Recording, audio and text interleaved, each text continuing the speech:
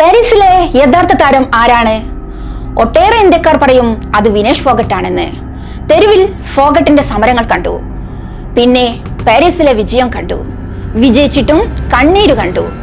എന്തുകൊണ്ടാണ് Vinesh ഫോഗട്ടിനെ Olympic association പിന്തുണച്ചില്ല എന്ന വിവാദം പുകഞ്ഞത്? അതിനുള്ള ഉത്തരം കിട്ടുക ഇന്ത്യയിൽ നിന്നല്ല, അങ്ങ് കെനിയയിൽ നിന്നാണ്. ഒരു കെനിയക്കാരി പറയും അതിന്റെ ഉത്തരം, അവളുടെ വിജയമാണ് അതിന്റെ ഉത്തരം. എന്താണെന്ന് നമുക്ക് നോക്കാം.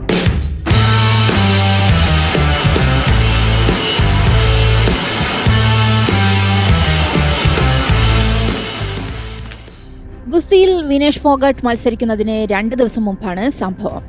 വനിതകളുടെ 5000 മീറ്റർ ഓട്ടത്തിന്റെ ഫൈനൽ.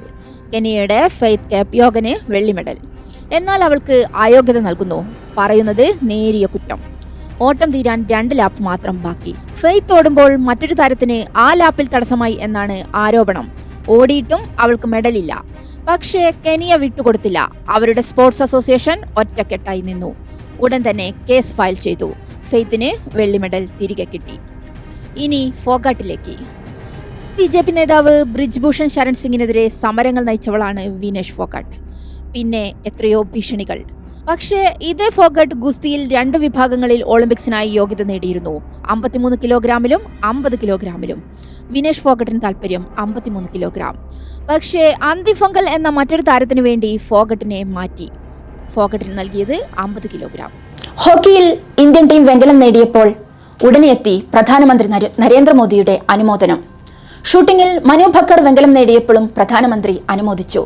അതിലെല്ലാം നമുക്ക് ഒട്ടേറെ സന്തോഷമുണ്ട്. പക്ഷേ വിനേഷ് ഫോഗട്ട് ഫൈനലിൽ യോഗ്യത നേടിയിട്ടും മെഡൽ ഉറപ്പിച്ചിട്ടും പ്രധാനമന്ത്രി അനുമോദിച്ചില്ല. അദ്ദേഹം മൗനം പാലിച്ചു. ഫോഗട്ടിനെ ഒളിമ്പിക്സിൽ അയോഗ്യത കൽപ്പിച്ചപ്പോൾ മാത്രമാണ് പ്രധാനമന്ത്രി പിന്തുണ പ്രഖ്യാപിച്ചത്. എന്തുകൊണ്ടാണിത്? നമുക്ക് നോക്കാം. വെള്ളി മെഡലിനായി സ്പോർട്സിന്റെ ആർബിട്രേഷൻ കോടതിയിൽ പരാതി നൽകിയ ശേഷം വിനേഷ് മറ്റൊരു ഫയൽ കൂടി സമർപ്പിച്ചിരുന്നു. ദില്ലിയിലെ ഹൈക്കോടതിയിലാണത്.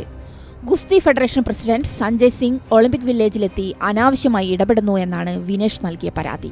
ഈ പരാതിയും ഒരു ഉത്തരമാണ്. പാരീസിലേക്ക് പറക്കും മുമ്പ് ഗുസ്തി താരം ബജ്രംഗ് പുനിയയോട് വിനേഷ് ഇങ്ങനെ പറഞ്ഞിരുന്നു: ഞാൻ മത്സരിക്കുന്നത് ഗുസ്തിയിലെ അടുത്ത തലമുറയ്ക്ക് വേണ്ടി കൂടിയാണ്. ആ പെൺകുട്ടികൾക്ക് ഗോദയിൽ സുരക്ഷിതമായി ഇറങ്ങാൻ കൂടിയാണ്. അതെ, ഒരു രാജ്യത്തിന്റെ ഹൃദയത്തിലാണ് വിനേഷ് ഫോഗട്ട് എന്ന സ്വർണമുള്ളത്.